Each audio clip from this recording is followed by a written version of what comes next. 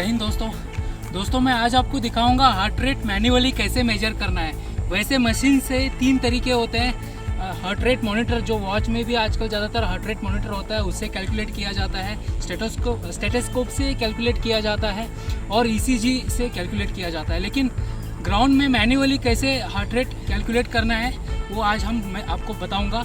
वैसे ग्राउंड में अगर आपको मैन्युअली हार्ट रेट कैलकुलेट करना है तो पैल्पेशन के थ्रू कैलकुलेट करना होगा।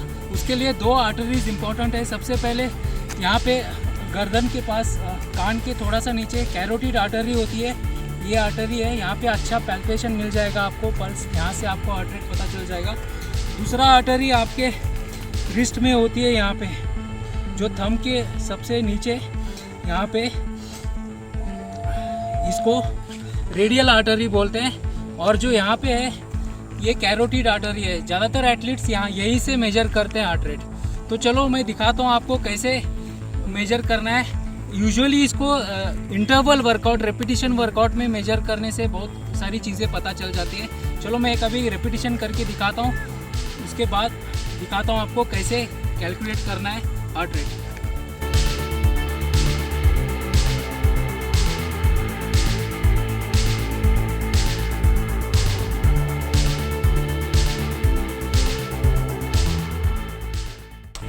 दोस्तों रिपीटेशन ख़त्म होते ही काउंट करना है 10 सेकेंड्स के लिए।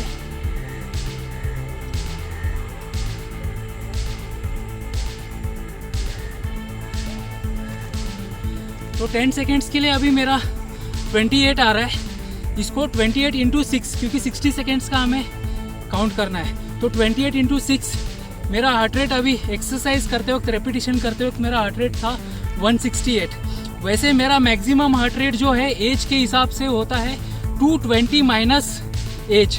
तो मेरा 38 एज है जैसे, तो मेरा मैक्सिमम हार्ट रेट जो है वो है 182। ये मतलब एक रफ आइडिया है, साइंटिफिकली रफ आइडिया बनाया गया है। तो 220 माइनस 38 होता है 182 मेरा मैक्सिमम हार्ट रेट है। तो अभी जो मैंने रेपिटेशन लगाया, मैंने 10 सेकेंड्स के लिए काउंट किया, तो मेरा हार्ट रेट 10 सेकेंड्स के लिए 28 था। इंटू 6 करूँगा मैं उसको तो 168 आ रहा है। तो अराउंड 90% एफर्ट मैंने डाला था रेपिटेशन में। तो एक जस्ट डेमोन्स्ट्रेशन था ये, एक्चुअल में वर्कआउट नहीं कर रहा हूँ मैं। तो जो हार्ट रेट आप मेजर करते हैं, और 2-3 चीज़ें इंपॉर्टेंट चीज़ें माइंड में रखना है। सबसे पहले या तो मिडल फिंगर से या इंडेक्स फिंगर से इसको काउंट करना है, ठीक है। थंब से कभी भी काउंट नहीं करना है, ठीक है। थंब से कभी भी कैलकुलेट नहीं करना है, ऐसे थंब से, या तो मिडल फिंगर से या ये इंडेक्स फिंगर से कैलकुलेट करना है। और इसको ज़ोर से दबाना नहीं है, ज़ोर से प्रेस करेंगे तो हार्ट रेट अपने आप जो है डाउन हो जाएगा। इसको बस हल्का सा जो आपकी नस है, जो आर्टरी है, उस पर हल्का सा फील करना है उसको, ठीक है। पल्स मिलेगी आपको, ठीक है। दूसरा चीज़ है, जैसे मैंने वर्कआउट ख़त्म होते ही मैंने ले लिया, उसके बाद रिकवरी काउंट करने के लिए भी 30 सेकेंड के बाद एक और बार हार्ट रेट लेना है। जैसे मैंने वर्कआउट कर लिया, इमीडिएट जो मैंने हार्ट रेट लिया वो एक्सरसाइजिंग हार्ट रेट था, एक्सरसाइज में रेपिटेशन लगा रहा था उसका हार्ट रेट था। तो रिकवरी कितना फास्ट हो रही है देखने के लिए 30 सेकेंड के बाद एक बार लेना है। जैसे अगर मैं अभी लेता हूँ 10 सेकेंड्स के लिए,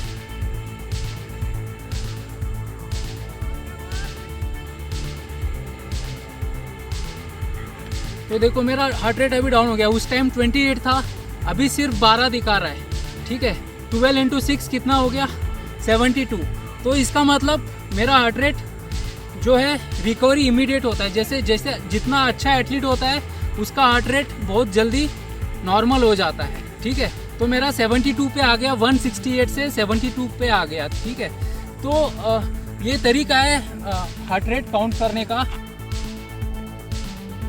दोस्तों एक और इम्पॉर्टेंट पॉइंट, अगर किसी एथलीट का हार्ट रेट ज़्यादा जल्दी अगर नॉर्मल लेवल पे नहीं आता है, तो उसको जो रेपिटेशन के बीच में जो रिकवरी पीरियड है, जो रेस्ट पीरियड है, तो उसको थोड़ा ज़्यादा रेस्ट पीरियड लेना होगा, ठीक है। जैसे कि अगर नॉर्मल एथलीट के लिए, जो इलाइट एथलीट है, अगर 1.5 मिनट का टाइम ले रहा है, तो किसी ऑर्डिनरी एथलीट के लिए थोड़ा रिकवरी के रेपिटेशन के बीच जो रिकवरी है 2.5 मिनट 2 मिनट से 2.5 मिनट के बीच देना होगा।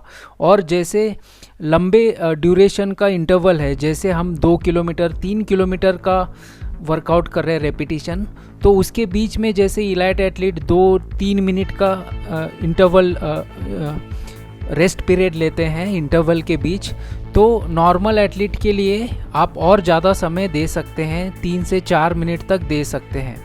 तो जितना अच्छा एथलीट है उसका हार्ट रेट उतना जल्दी रिकवर हो जाएगा, नॉर्मल लेवल पे आएगा। और ऑर्डिनरी एथलीट का थोड़ा रिकवरी नॉर्मल लेवल पे आने में टाइम लगता है, तो उसको थोड़ा सा ज़्यादा रेस्ट पीरियड देना होगा इंटरवल के बीच।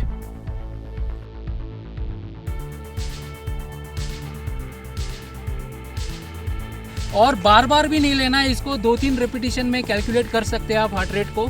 इससे बहुत सारी इंपॉर्टेंट चीज़ें आपको पता चल जाएगा, जैसे कि अगर आपकी फिटनेस अभी ठीक नहीं है तो इसी वर्कआउट में अगर आप 1 महीने बाद कर रहे हैं और हार्ट रेट आपका उस टाइम कम आ रहा है, जैसे आज मेरा 28 था एक रेपिटेशन में, 2 महीने बाद या 1 महीने बाद मैं फिर से सेम रेपिटेशन वर्कआउट करते वक्त कैलकुलेट करता हूँ, उस टाइम अगर 24 आ रहा है तो इसका मतलब मेरा इम्प्रूवमेंट हो रहा है। बहुत सारी चीज़ें, एंडोरेंस बढ़ रही है, कैपेसिटी बढ़ रही है, ऑक्सीजन इंटेक कैपेसिटी बढ़ रही है, हार्ट मेरा स्ट्रांग हो रहा है। तो ये इंडिकेशंस बहुत सारे मिलते हैं मैन्युअली हार्ट रेट कैलकुलेट करने से, ठीक है। तो एक और चीज़ है, आपको रेस्टिंग हार्ट रेट भी काउंट करना है सुबह सुबह उठने के बाद, ठीक है। सुबह उठने के बाद आप रेस्टिंग हार्ट रेट कैलकुलेट करेंगे। अगर स्पेशली एथलीट्स का 50 के नीचे होता है, ठीक है, अगर नॉर्मल इंसान का हार्ट रेट 50 के नीचे होता है तो उसको ब्रैडीकार्डिया बोलते हैं साइंटिफिक टर्म्स में, लेकिन एथलीट्स का ज़्यादातर 50 के नीचे होता है रेस्टिंग हार्ट रेट। तो सुबह उठने के बाद आप कैलकुलेट कर सकते हैं। ज़्यादातर इलाइट एथलीट्स का 30 के रेंज में होता है, 40 के नीचे होता है, ठीक है। तो कभी कभी बीच में आपको अपना रेस्टिंग हार्ट रेट भी सुबह उठते ही कैलकुलेट करना है और नोट करके रखना है। जैसे 15 दिन में एक बार आप कैलकुलेट कर सकते हैं और डायरी में नोट कर सकते हैं, ठीक है। आप अगर एंडोरेंस आप प्रैक्टिस कर रहे हैं, रनिंग रोज कर रहे हैं, तो आपका धीरे धीरे इम्प्रूवमेंट होगा, ठीक है। तो ये है फ्रेंड्स हार्ट रेट कैलकुलेट करने का तरीका, ठीक है। तो इम्पोर्टेंट पॉइंट जो था हार्ट रेट कैलकुलेट करने में, सबसे इम्पोर्टेंट चीज़ है वर्कआउट होते ही आपको कैलकुलेट करना है। सिर्फ 10 सेकेंड्स के लिए कैलकुलेट करना है, 10 सेकेंड्स से ज़्यादा कैलकुलेट नहीं करना है, नहीं तो आपका वो रेस्टिंग हार्ट रेट में आ जाएगा। एक्सरसाइज हार्ट रेट कैलकुलेट नहीं होगा उसमें। सिर्फ 6 से 10 सेकेंड के बीच ही कैलकुलेट करना है और उसको मल्टीप्लाई करना है। अगर 6 सेकेंड के लिए आप करते हैं तो इंटू 10 करना है, ठीक है। 6 10 जा 60, 1 मिनट, ठीक है। अगर 10 सेकेंड्स के लिए करते हैं तो इंटू 6 करना है। तो इतना ही कैलकुलेट करना है। 6 से 10 सेकेंड के लिए आपका जो है पल्स काउंट करना है, तो उससे आपको पता चल जाएगा। और इसको जोर से प्रेस नहीं करना है और मिडल फिंगर या इंडेक्स फिंगर से आपको कैलकुलेट करना है, ठीक है। और कभी भी थंब यूज़ नहीं करना है और ज़्यादा प्रेस नहीं करना है उसको। अगर ज़्यादा प्रेस करेंगे तो अपने आप आपका हार्ट बीट जो है स्लो हो जाएगा। तो फ्रेंड्स ये है, आशा करता हूँ कि ये जो इन्फॉर्मेशन था यूज़फुल था। जय हिंद।